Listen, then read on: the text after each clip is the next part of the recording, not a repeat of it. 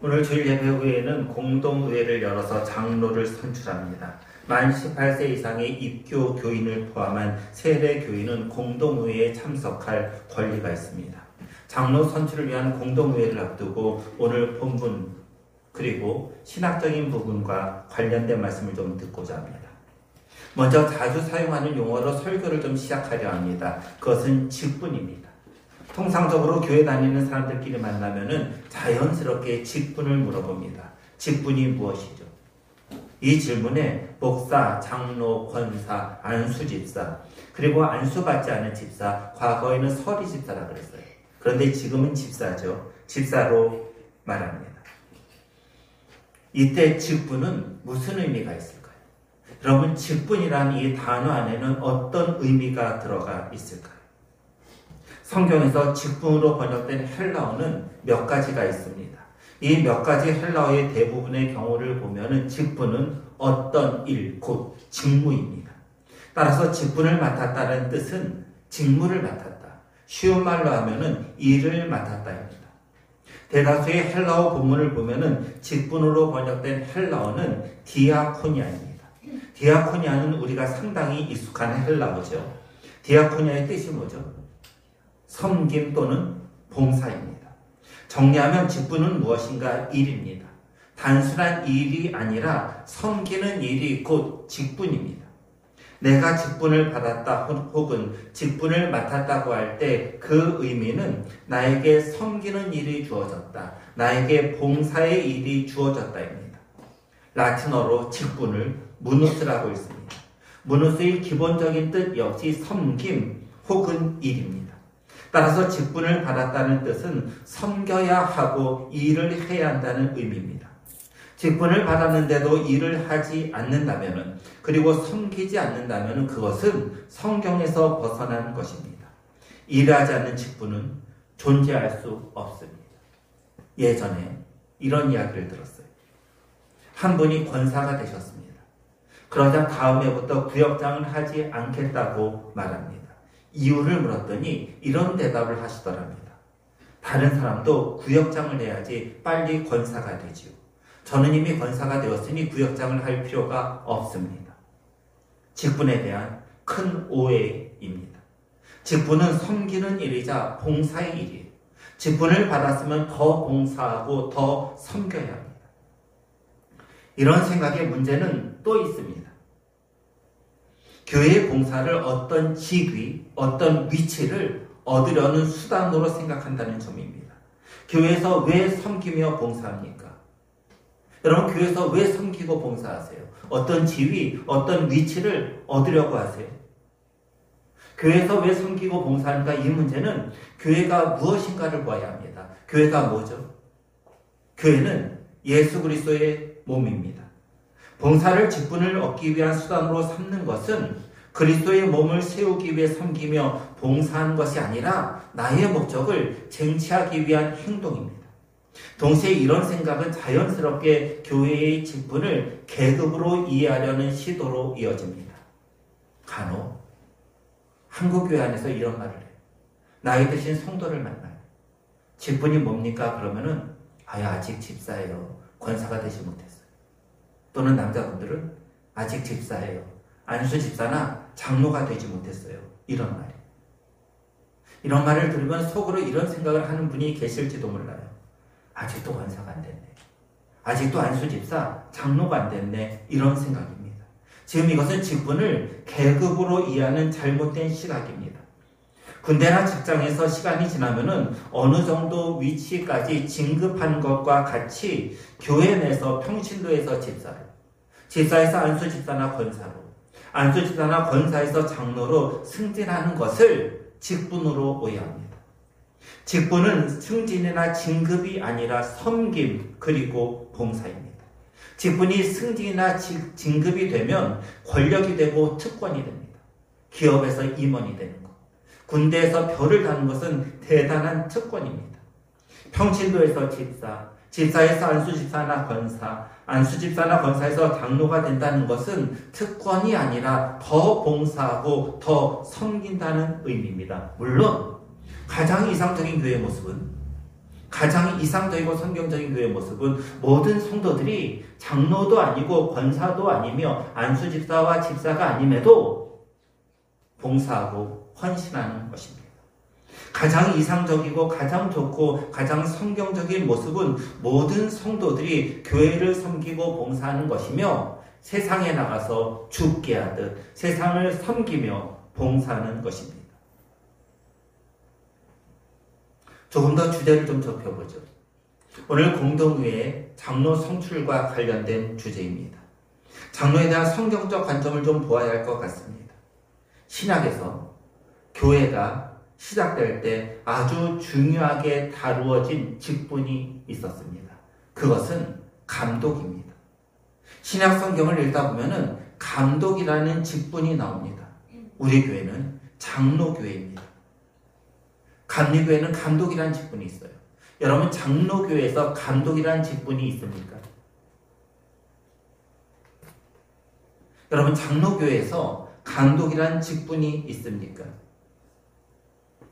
성경에는 나오는 직분인데 우리 장로교회는 없다고 생각하기 쉬운 것 같습니다. 하지만 우리 장로교회에도 감독의 직분은 있습니다.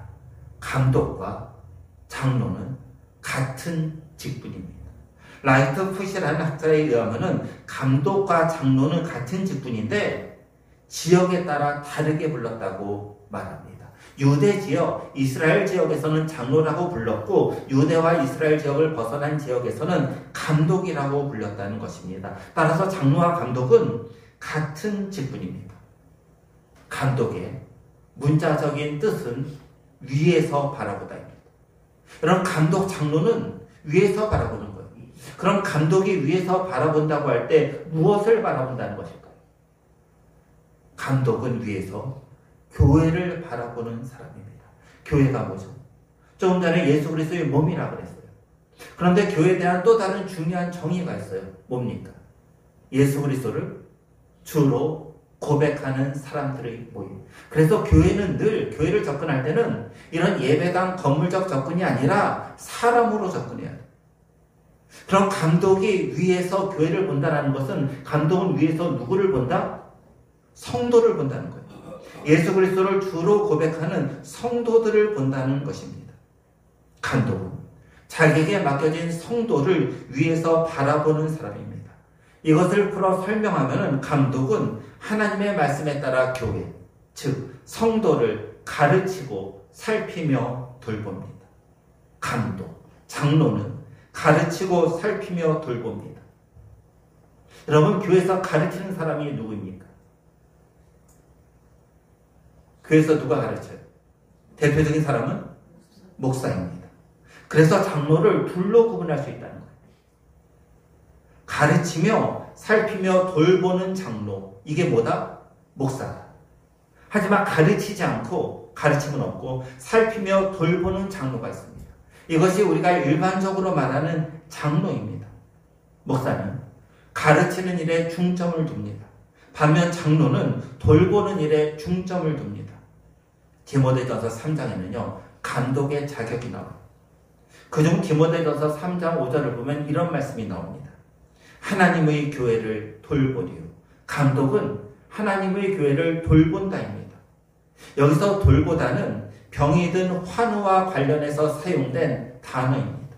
병이 든 성도, 환난에 빠진 성도, 어려움과 고통 중에 있는 성도를 돌보는 사람이 교회의 직분자인 장로입니다. 다시 정리하면 장로에는 둘이 있어요. 하나님의 말씀을 가르치며 성도를 돌보는 목사, 그리고 성도를 돌보는 장로입니다. 영어에서 목사를요 teaching elder라는 말을 써요. 엘더는 장로예요. teaching은 가르치다잖아요. 그럼 목사는 가르치는 장로예요. 반면에 그냥 장로를 롤링 엘더라고 해요. 치리하는 또는 다스리는 장로라는 뜻입니다. 그러면 장로는 기본적으로 교회를 다스리는 일을 합니다. 여기서 다스림은 자기의 뜻대로 하는 통치가 아니라 하나님의 말씀에 따른 다스림입니다. 장로가 성도를 잘 다스리기 위해서 무엇을 해야 할까? 성도에 대해 알아야 합니다. 그 성도가 잘하는 것은 무엇이며 잘못하는 것은 무엇인지 말씀에 따라 그를 바르게 인도하기 위해 그 성도에 대해 잘 알아야 합니다. 이 성도가 잘하는 것이 있다면 더 격려하고, 때로는 저 성도에게 좀 부족한 것이 있다면 말씀으로 권면하기 위해서는 이 성도와 저 성도, 모든 성도들에 대해 장로는 잘 알아야 합니다. 그래서 목사에게 중요한 것이 말씀을 전하는 것이라면 장로는 성도를 돌보는 일이 제일 중요한 직무입니다. 고신대 교수 중 이성호 목사님이 계세요. 그분이 쓴 책 중 직분을 알면 교회가 보인다는 책이 있어요. 이 책에서 이성호 목사님은 이렇게 말합니다. 신방은 본질적으로 장로가 해야 한다. 신방하지 않은 장로가 어떻게 성도를 다스릴 수 있겠는가? 장로의 중요한 사역은 교회의 행정 또는 프로그램 개발이 아니라 목사와 함께 성도를 신방하고 살피는 일입니다. 성도의 영과 마음을 살피는 일이 장로의 중요한 사역입니다. 또 한 가지, 장로의 중요한 직무가 있다면 그것은 목사와 협력하여 성례에 임하는 것입니다. 여러분, 성례가 뭐죠? 우리에게는 단 두 가지의 성례가 있죠. 하나는 세례, 또 하나는 성찬, 성만찬입니다. 그러면 장로는 목사와 협력하여 세례와 성찬을 통해 하나님의 은혜가 교회 안에 풍성히 임하도록 하는 일을 합니다. 장로는 성도를 개별적으로 돌보고 신방하며 성내에 거룩한 성령이 임하도록 준비하는 일을 합니다. 본문을 잡았으니 본문에 대한 설교를 좀 더 해야 할 것 같습니다. 본문은 기독교인이 어떻게 살아가야 하는가에 대한 지침입니다. 23절을 보시기 바랍니다. 함께 읽으십니다. 모든 것이 가하나 모든 것이 유익한 것은 아니요 모든 것이 가하나 모든 것이 덕을 세운 것은 아니니. 본문 당시 고린도 도시는 매우 자유로웠습니다. 그 이유는 고린도 도시 안에 모든 것이 가능하다, 모든 것을 할 자유가 있다라는 슬로건이 있었기 때문입니다.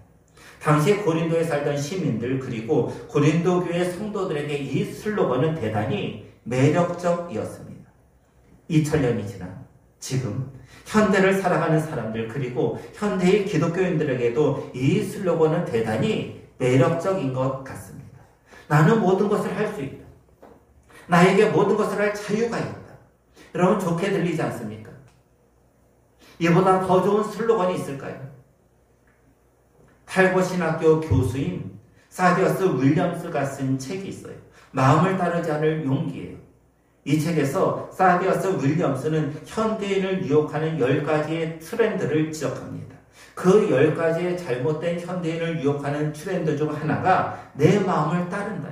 여러분, 내 마음을 따르는 것은 사탄이 우리를 유혹하는 유혹이에요. 현대인은 자기 마음을 따라 자기가 원하는 것을 무엇이든지 하고 싶어. 나에게 무엇이든지 할 자유가 있다. 내 마음에 원한 것은 무엇이든지 할 자유를 나는 누린다. 이것이 현대인의 사고입니다. 여러분, 이보다 마음에 드는 말이 있습니까? 지금을 살아가는 우리뿐 아니라 본문 당시 고린도 교회 성도들도 이 매력에 빠집니다. 모든 것을 내 마음대로 할 자유가 내게 있다. 다시 23절을 보시기 바랍니다. 여러분, 만약에 23절에서 중요한 단어 하나를 꼽으라고 하면 여러분들은 어떤 단어를 꼽으시겠습니까? 제가 여러분들에게 좀 질문을 드리고 싶어요. 23절에서 중요한 단어 하나만 좀 꼽아보십시오.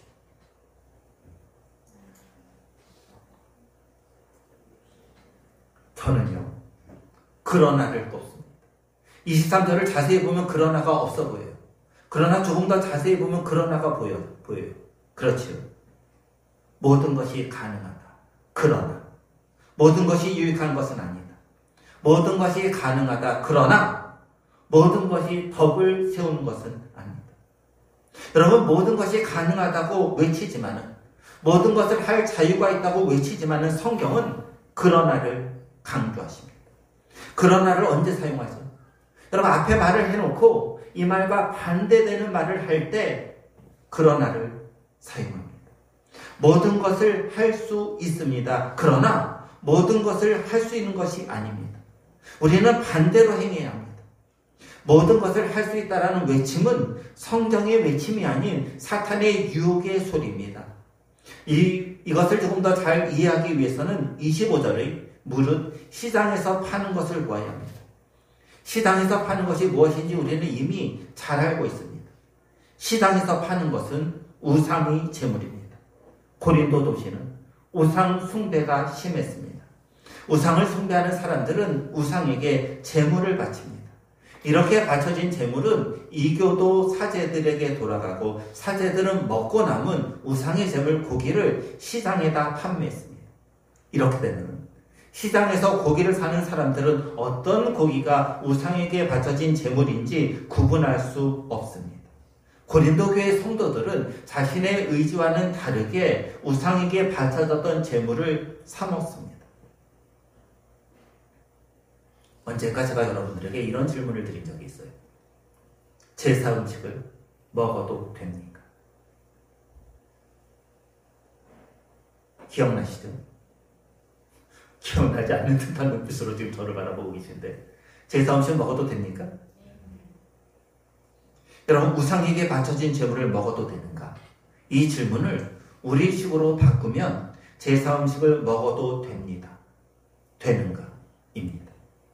여러분, 제사 음식을 먹어도 됩니까? 예, 드시면 돼요. 제가 이 질문했을 때 이런 말도 구현했어요. 혹시 드시기 싫으면 저를 주시면 돼요. 여러분, 왜 제사 음식을 먹어도 되죠? 하나님은 한 분이에요. 하나님이 한 분이라는 것은 이 세상에 그 어떤 신, 우상은 없다입니다. 하나님 외에 하늘과 땅에 그 어떤 다른 신은 존재하지 않습니다. 우상은 존재하지 않는 것이고 우리는 우상을 인정하지 않습니다. 우상을 인정하지 않는다는 것은 모두 인정하지 않는다? 우상에게 바쳐진 제물도 인정하지 않는다입니다.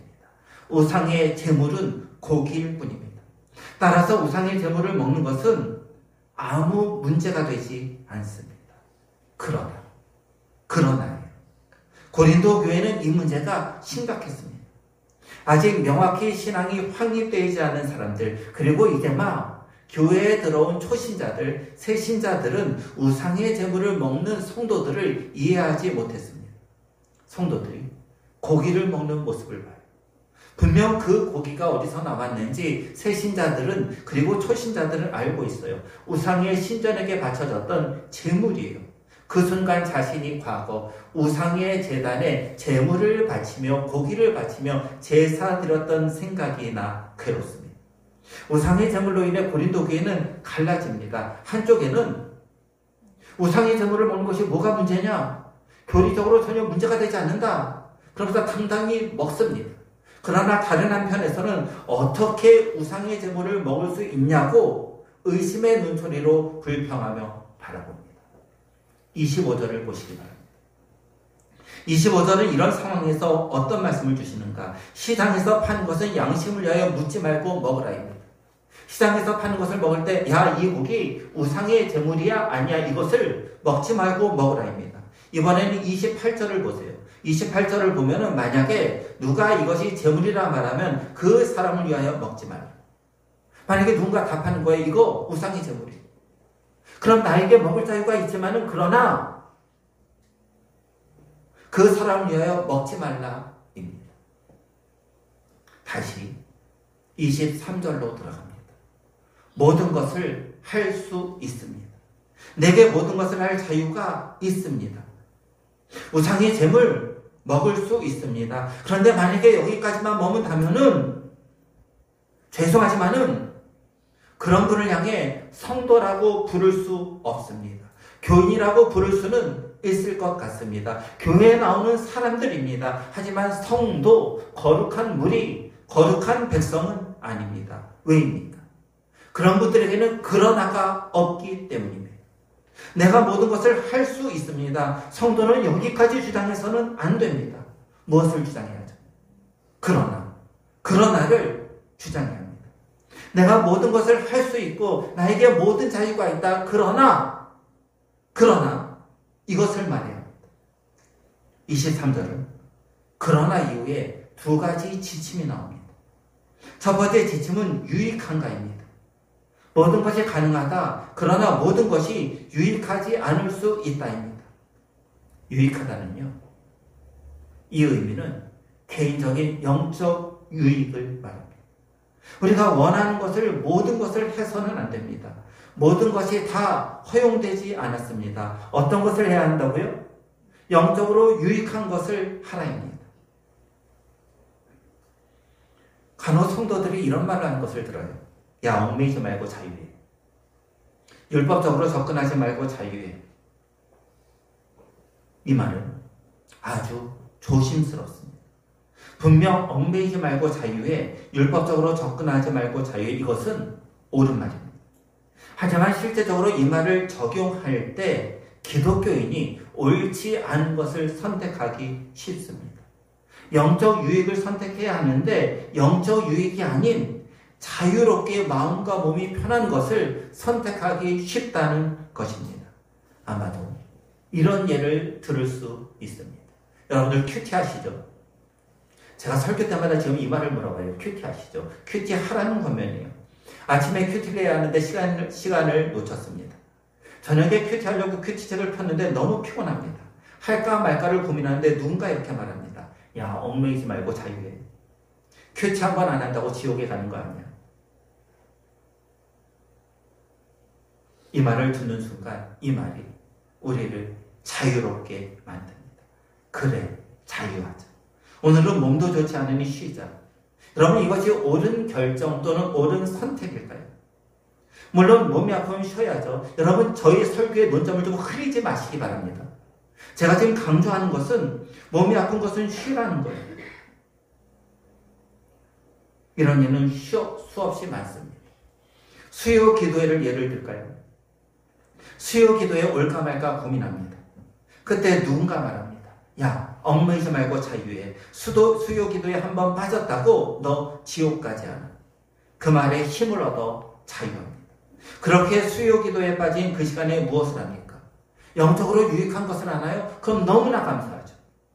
혹시 그렇게 수요 기도에 빠진 그 시간 내가 하고 싶은 것, 인터넷 또는 스마트폰 또는 드라마 또는 다른 일을 하는 것은 아닙니까?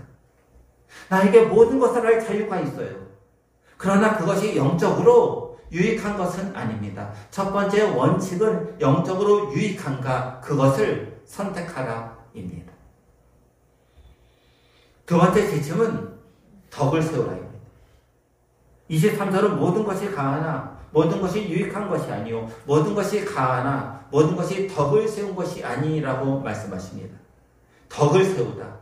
이것은 헬라어로 오이코도메이라고 읽습니다. 문자적인 뜻은 집을 짓다입니다. 집을 세운 것을 말합니다. 여기서 집은 하나님의 집 곧 교회입니다.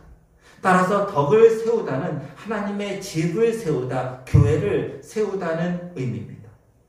나에게 모든 것을 할 자유가 있습니다. 그리고 내게 모든 것을 할 수도 있습니다. 그러나 그 모든 것은 교회를 세우는데 사용되어야 합니다. 만약 교회를 세우는데 방해가 된다면 그것을 중지해야 합니다. 그래서 32절 하반절에서 하나님은 이런 말씀을 주십니다. 하나님의 교회나 거치는 자가 되지 말고, 이 말씀의 뜻은 거침돌이 되어 다른 사람들, 곧 교회죠. 그것을 넘어지게 하지 말라입니다. 교회를 세우지는 못할 망정 교회를 허무는 사람은 되지 말라입니다. 마지막 세 번째 지침은 31절을 보시기 바랍니다. 함께 읽으십니다. 그런즉 너희가 먹든지 마시든지 무엇을 하든지 다 하나님의 영광을 위하여 하라. 내 자유로 무엇이든지 할 수 있습니다. 그러나 내 자유, 내 행동, 생각, 언어가 하나님께 영광 돌리는 것이 아니라면 그것을 지체하지 말고 중지하라입니다. 반대로 내가 먹든지 마시든지 무엇을 하든지 그것이 하나님의 영광을 위한다면 그것을 마음껏 할 자유가 우리에게 있다입니다.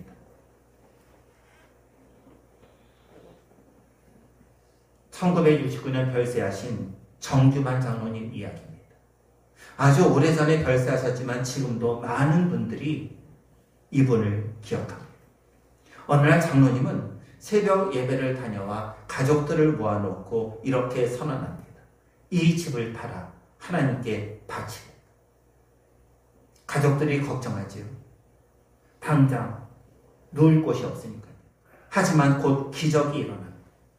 1940년대 말 100년에 한 번 올까 말까 하는 악질 전염병이 돌았습니다. 전염병은 삽시간에 대구, 경북 지방을 휩쓸었고 이 병에 걸린 사람들은 속수무책으로 죽어갔습니다. 그런데 놀랍게도 장로님이 운영하시는 한약방의 약을 먹으면 깨끗하게 나았습니다. 이 약만 먹으면 낫는다. 소문은 삽시간에 전국으로 퍼졌습니다. 아침부터 한약방에 와서 약을 구입하려는 환자들이 줄을 섭니다. 장로님은 대구 시내에서 가장 큰 집을 사 교회의 회의 장소로 사용하고 부흥 강사들과 목회자들이 쉬어가도록 했습니다. 하나님이 복을 부어주시자 장로님은 교회 건축을 하기로 결단합니다. 그러나 교회 건축이 시작되자마자 장로님은 죽을 병에 걸려 사경을 헤매입니다. 장로님은 이렇게 기도하십니다. 하나님, 이 생명 한 번만 살려주옵소서. 이 목숨 다하고 전 재산 다 바쳐 성전 건축에 헌신하겠나이다. 이 기도는 응답되었고 장로님은 죽을 병에서 하나님의 은혜로 완치됩니다. 한약방에서 약을 팔아서 모은 돈은 자루로 포대에 담겨 건축 헌금으로 드려집니다. 그리고 좋은 건축 자재를 직접 구입해 성전 건축 현장에 공급합니다. 장로님은 일부러 건축 헌금 드린 돈을 세지 않았다고 합니다. 욕심을 버리기 위해서입니다. 더 대단한 것은 자신의 이름으로 건축 헌금한 것이 아니라 가난한 성도의 이름으로 그리고 담임 목사의 이름으로 또 무명으로 헌금했기에 그분이 드린 헌금의 액수가 얼마인지 정확히 알 수 없습니다. 철저히 자신의 이름을 비밀에 붙인 것입니다. 드디어 성전이 건축되었습니다. 비탄 없게 온 성도들은 하루빨리 헌당 예배를 드리자 합니다. 그러나 장로님은 자기가 죽으면 헌당식을 해달라고 담임 목사님을 붙들고 간곡히 애원합니다. 혹시라도 많은 사람들이 헌당 예배를 드리며 자기를 칭송할까 염려했기 때문입니다. 그래도 성도들이 하도 헌당하자고 소원하니 장로님은 이런 기도를 드립니다. 하나님, 어서 빨리 저를 천국으로 데려가 주세요. 무슨 기도예요? 하나님, 어서 빨리 나를 죽여달라는 기도입니다. 이 기도대로 1969년 장로님은 하나님의 품에 안기셨고 그 후에 헌당식을 거행합니다. 이미 고인이 되신 장로님을 향해 표창장과 공로패가 주어졌고 그 모습을 본 온 교인들은 눈물바다를 이루었다고 합니다. 장로님이 이렇게 건축한 교회는 그 당시 동양 최대의 석조 예배당인 대구 서현교회입니다. 장로님은 한 번은 살려달라고 기도합니다. 그리고 또 한 번은 죽여달라고 기도합니다. 살려달라는 기도는 쉽습니다. 그러나 죽여달라는 기도는 정말 쉽지 않습니다. 왜 장로님은 살려달라고 기도하고 또 죽여달라고 기도했을까요? 하나님의 영광을 위해서입니다. 자신이 행여 조금이라도 하나님의 영광을 빼앗을까 염려했기 때문입니다. 자신은 단지 도구일 뿐입니다. 여러분 눈을 들어 우리 주위를 보시기 바랍니다. 우리 주위에는 수많은 도구들이 있습니다.